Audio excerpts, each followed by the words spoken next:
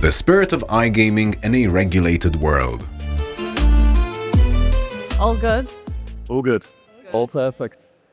So yes, as I mentioned, we're moving on from the early days and we're going to talk about what the industry is like now. In terms of the spirit, the culture, I'll start with some introductions. So here we have Simon Westbury, who is the strategic advisor to 1xBet, known for business transformation, global expansion, and not mincing his words.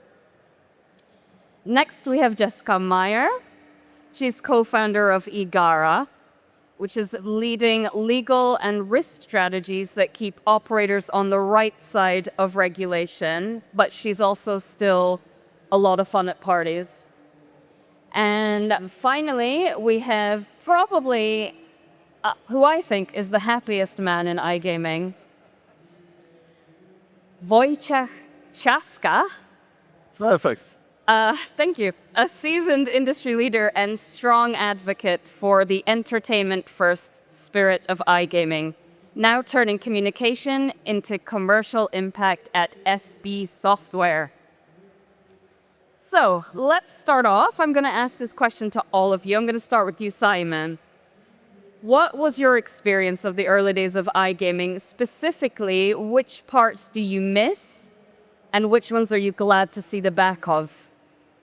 I think my memory of the early days is a bit vague, and that was generally to do with all the parties and fun that we were having. And I think what I really miss in that from the early days was everyone involved in the industry had a vision and a desire and a belief to love what we do and create something. And I think as things have evolved, some of that's been lost. I think when I talk to people that want to work with 1xBet or suppliers to the industry, they always say, I've got this new idea, but someone will copy it straight away. And I understand flattery is the highest form of praise, but it's all just a bit boring now. And I think we have to look at ourselves as an industry around the people. And by that, I don't want to sound rude or old-fashioned, but I kind of view it like a farmyard now. There's a lot of hens clucking away, cluck, cluck, cluck, but nothing new coming. And I think people view this more of a travel industry now. When you interview people, why do you want to come in the industry? Oh, I can go to the trade shows. And I felt like a school teacher coming here because I was on the flight from Yerevan and it was like you had to educate people they were coming for a trade show, not a holiday. So I really missed that original spirit. And you've had some of the OGs on here and, Ian's a mate of mine. And I miss working with that mentality. Well, my early days started in Germany, which was a very interesting market in the sense that it was unregulated or pre-regulated, with a very challenging, me being a lawyer, sort of looking at the legal side of it. I was never really into, say, the classic law, so I liked a creative type of law and found sort of that home in gaming and gaming regulation. And what Germany, or has become of Germany, is quite a story that, is the prime example, I think, at the moment for a regulation gone wrong. And so I miss how it was before in the sense that there was more of a legal challenge and also a dispute that was listened to and where there was more of an engagement on the topic. Whereas now we can just see the results of a regulation that hasn't been evidence-based. And so I miss that creativity in the sense of freedom to operate, but with a legal basis, obviously. When I joined the industry in the mid-20s, after my banking career, the first thing that overwhelmed me absolutely was the pure enthusiasm for the iGaming. This was the feeling, the atmosphere that I've never seen before, nowhere. And what passionated me back then, and still it is, that the pure and true innovation was a mirror, or it was mirrored by the enthusiasm. And today we hear all over the companies, we are innovative, cutting edge, this and that. But when you ask the question, what is your pure motivation for that, what you are doing? Where is your enthusiasm? there is a silence. So that's why maybe I'm the happiest man in the iGaming industry, because I'm still looking for that, and I think we are able to bring it back.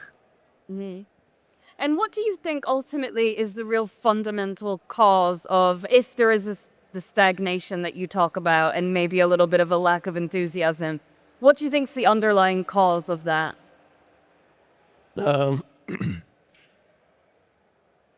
What I observed when I took a break from the industry for the last 2 years, or yeah, for the 2 years during the hard time for every one of us on the world, I reflected a lot, because I was tired of the industry, because of the regulations that we were overwhelmed with in all over the countries, and it's actually the feeling or the necessity of being compliant. It killed the iGaming spirit, in my opinion. And then I asked myself, okay, do I really want to stay in the industry for the next decades?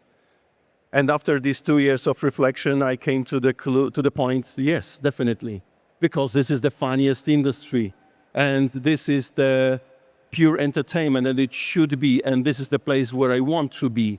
But it also motivated me to rethink, are we really not able anymore to bring the iGaming spirit because of the regulations, the compliant? No, we are able. We just need to rethink, because I've never accepted the status quo where somebody said, okay, it is how it is.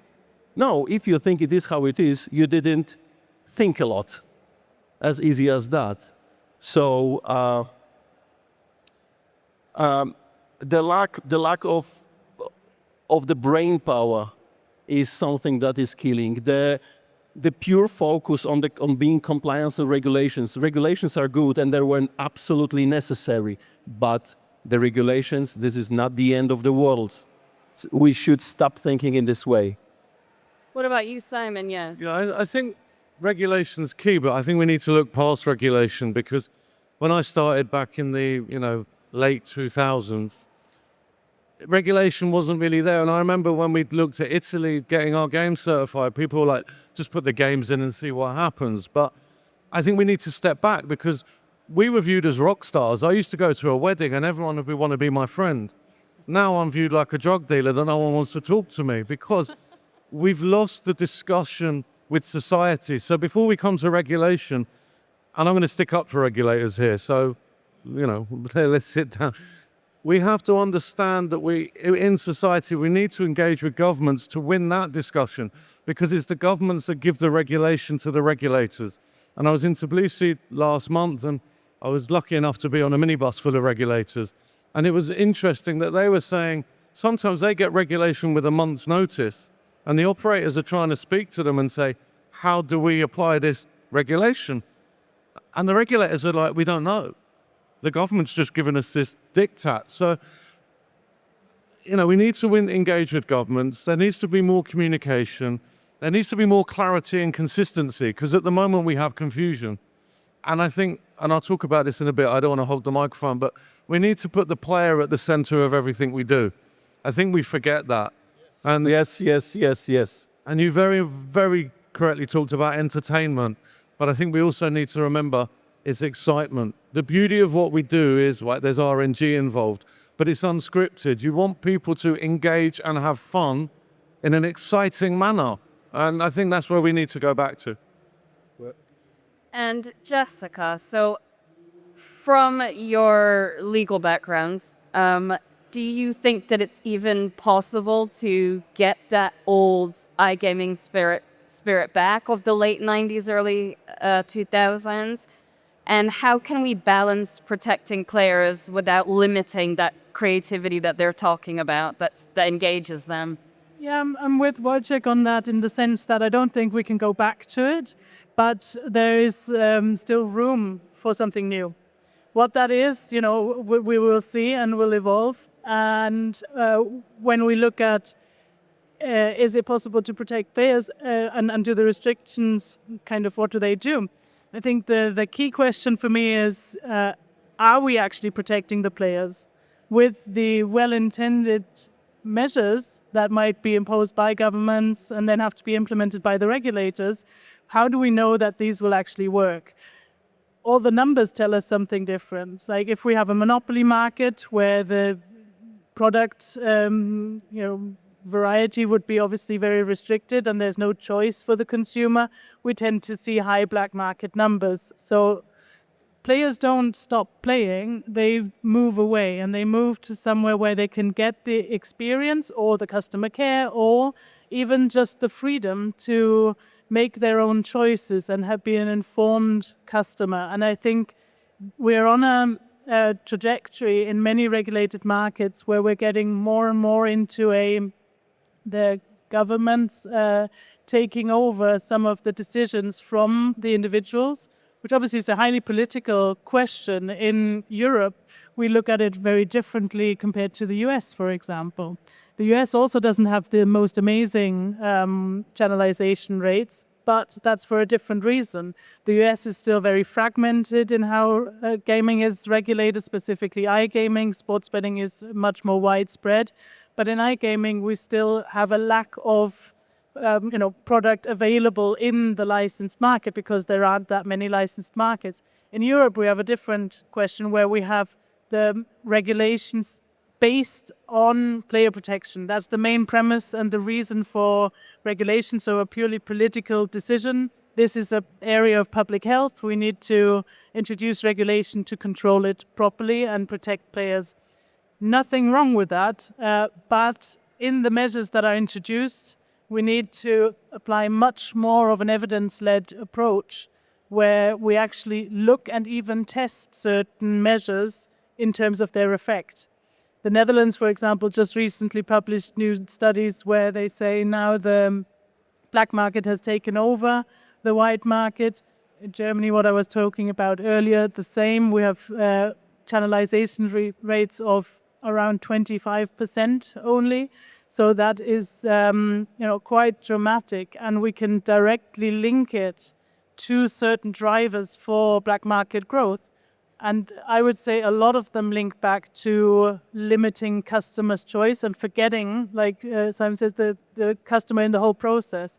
If the player can't get what they want, they will look for it elsewhere. So from a player protection question, the question is elsewhere as well protected? I think the player protection is key, and we just did some research at OneXBet. We're doing global reports on player protection, and we did the first one on Western Europe because we believe that was the most sophisticated iGaming regulated market. But sorry to bore you with stats. We found out that 60% of operators gave their local regulation 7 out of 10. But then 43%, and I was never good at maths at school, so I don't know how this works out, 43% said they didn't like the regulation, and 26% said they needed more clarity. And you had UK operators saying they don't want to engage with the regulator because they don't want to look stupid. You had Swedish operators saying we need to see the enforcement to understand the regulation. And I can't get my head around that. Now, how can you wait to see how maybe one of your competitors is penalized to understand the regulation? So this comes back to the engagement point I was making, because there seems to be much confusion out there. And in Portugal, and correct me if I'm wrong here, Jessica, operators want to intervene if they see problem gambling, but they're not allowed to in the regulation. So there just seems to be a lot of de facto diktats given without understanding of our industry and our players, and that's where we really need to engage. Yes, actually, you reminded me just on the situation before the fourth state treaty in Germany 2021 came to the life. I was in a group of professionals trying to explain to the politicians and authorities how our industry works. And it was an incredible experience as we told them that we have internally way more built-in already processes that are protecting the players actively. And then when you are confronted with the situation that a politician who has no clue about the industry and is not really willing to learn tries to tell you how you should run the business, and on the other hand, when you give them the proper working, really good solutions that they want to listen. And then after the regulation in Germany came into the life, we have a situation where a player, even if he gets the level up of the limit for the deposit to 30K, for example, and then still has a small limit for a single spin and a 5-second spin, I did my math. And when you get the limit level up to 30K, it takes a player to go to the zero on the account with the assumption that the RTP is zero, not commonly 95%, but zero. The player would play 208 hours and 33 minutes, or 8 days, 16 hours, 19 minutes and 48 seconds non-stop to get rid of the money. Or if the player would play just 1 hour a day, it would take him 209 days or 7 months playing 1 hour a day. So for me is the question, is this really a player protection? What is it for? Because in my opinion, it's either for the player protection nor for supporting the business and regulating the business correctly. So, and when we see this kind of situation, then I ask myself, okay, guys, let's do something with it and bring back the iGaming spirit, because this is the true drive for the future. Yeah, and it's not going to be easy because, you know, it's like taxes. It's very rare you see taxes go down. In a very good, example of Holland, I can't see regulations being relaxed in any way. I think they're just going to get tighter and tighter and tighter. Yes. And then that's going to become problematic. So this is where we need to engage as an industry and actually try and win that argument in society before we get to regulators. Because, I've worked with the UKGC in the past, and you write to the UKGC and they just write back to you the guidance in beautiful legal English, which is then we engage with Jessica to understand that. But it's not attractive to go and work at the UKGC. You're going to go, forgive anyone who lives in Birmingham, but you've got to live in Birmingham and you don't get paid very much money. So if you don't, it's about talent. And unfortunately, to attract good talent, you need to have good conditions. And that's not just financial, of course, but there's just a big discussion we need to have internally and then face the world again in a positive manner. Yeah, and I think there is a point of the industry needs to take initiative to provide numbers themselves. It's easy to fall into the trap of the regulators aren't doing anything, they're not being evidence-based, etc. But of course, the industry also could do a bit more. A lot is being done, but there could be more and more specific data, insights that could be shared. We are involved often in analysis for governments who are looking to introduce regulation and to inform them and based on different learnings from different markets, what are likely drivers for black market, what aren't, what has actually been proven as being a good player protection measure, for example, if that is the basis for regulation. And those do exist. And I think it is pushing that argument forward and actually presenting, studies and numbers that support, for example, the premise of it is really important that players remain in control of their own gambling so that they can enjoy it. This should be entertaining for them, but they are now in a position, for example, to have to hand over all of their most personal details, financial statements, everything, to a degree where they would think they're asking for a loan. Or taking up a mortgage or something. That doesn't fit with the entertainment narrative, and of course can drive certain players away. And I think the 30,000 on gambling, that won't be everybody who will be playing that, but these people won't be playing in the German market with these numbers, and because they would know better, they would be gamblers who have a history and are used to something else as well, so would still be seeking that. And that's where, of course, we have that conflict of it's just not achieving its objective. And I think, yeah.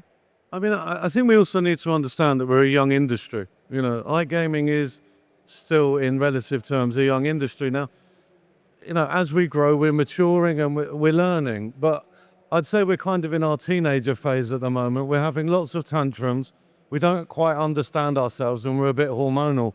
And I think as we grow, we'll mature and we'll learn. But right now, I don't want to go back to the old days when we took, sent out CDs to download casinos. We weren't clean then, but as we grow, we need to learn not to, for want of a better phrase, take the piss. If there's an opportunity for us to push the dial in our favor, we do it. And sometimes we shouldn't do it. And I don't want to get in the whole sweepstakes thing. But when you talk about sweepstakes, let's be honest, it's gambling. We can say it's not, but it's just the optic and the perception of what we do is not beneficial as an industry. So when you're naughty, you get punished. And I think that's where we are at the moment. We're kind of being grounded by the regulator because they're our parents. And you could have Are there any recent industry examples where you do actually see this risk taking and pushing the boundaries that's worked? Well, I would actually say that the sweepstakes could be looked at as a push for a new way of looking at things. Now, obviously, the intention is to stay out of the definition of gambling in the way of how it designed it. But it's similar to DFS, what we saw when that was sort of really coming up. Social games, all of those discussions around that, obviously very close to sweepstakes.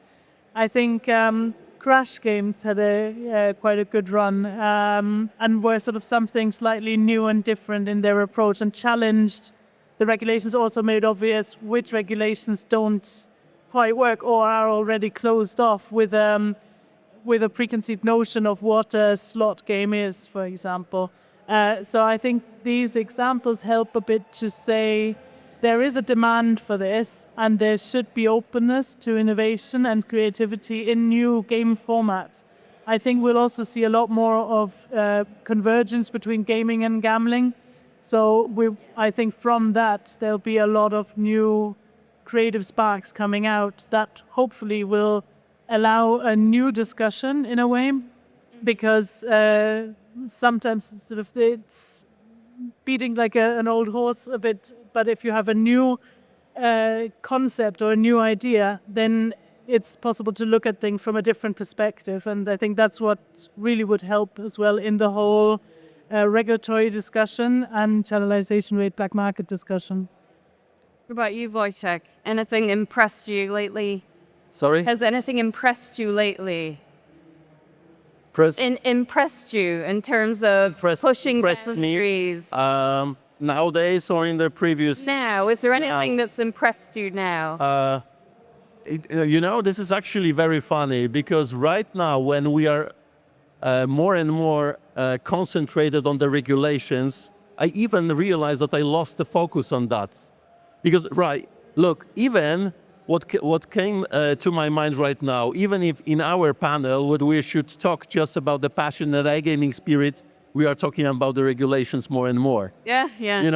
And then I just realized when I was preparing myself to the panel and to this question, I thought, okay, I'm not even so much focused right now on these campaigns, these bold campaigns, and something that is really pushing the boundaries, because my attention was pushed somewhere else.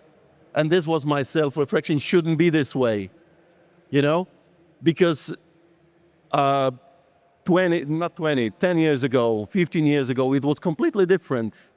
Yeah, and as we already discussed, the regulations is necessary, it's fine, it's good, but just not to focus only on that, because I'm the best example with this reflection.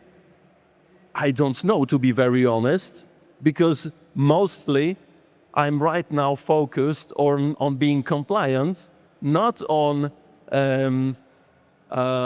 do the following the industry from the perspective, okay, who did something really, really innovative. Okay, Aviatrix maybe in the last Scribe, in the last years, something new, and the Crash games, absolutely, it pushed the boundaries. But besides that, something else, and that's the point. So even if myself, as a person who is open and has a really wide perspective, and also always wanted to look on the new things that happening, I lost my focus. okay, there is something wrong either with me or with the industry. And so, if we could finish this panel off, then we've spoken about how we could do with a little bit more buzz, a little bit more enthusiasm, motivation. What are some of the things that companies can do to bring that back, or at least part of it, the excitement that was that characterized the early days of the industry? Simon. I think there just needs to be some more risk taking, and so not so much mimicking. I think when I first started, if you had a new idea and I was on the B2B side, I was pitching an operator, there was a desire to take a risk, try something new, Yes. stand out from the crowd. And, no disrespect to any of the wonderful exhibitors here, I see AI everywhere. Do we understand AI, or do we just put AI on our stand because it's a cool, trendy thing to do? So I think we need to step away from buzzwords and what we think is going to be the next big thing, and look at engaging in risk-taking in a positive manner. And that's a mentality change from, no, we can't do that, to how can we do that to bring the excitement and the entertainment back to the industry? Yeah, I would say make room for exactly those thoughts that Wojciech just admitted or realized sort of he's not paying enough attention to, because focuses have to be elsewhere. Like, try to limit that, get people in who know what risk is, who know how to apply that. Risk is about seeking opportunities, not to stay away from it, right? And then use the compliance and AI, to take away a lot of the admin work, have the compliance people think with commercial people on how to, and product, on how to make something new and exciting. I think kind of taking obviously regulation seriously and applying it, but avoiding that becoming the sole focus. Yes, definitely. So based on all that reflections, I came to the point, just think, keep thinking, free your mind.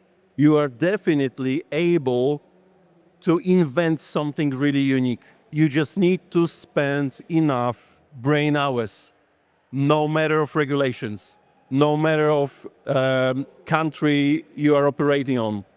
Just stay focused on the business, stay focused on the entertainment, and think enough long, and I'm sure it will pay off 100%. Just use your brain and become inventive again. Thank you. Thank you guys very much. That's the end. We've ran out of time. Next, we're going to move on to the creativity side of slot games. So hopefully we're going to get to see a little bit more of that. Thank you very much. We need a photo. Yes, we do. Whoop. It's going to fall. Thank you so much once again to Jillian and the fantastic panelists. Please give them another round of applause.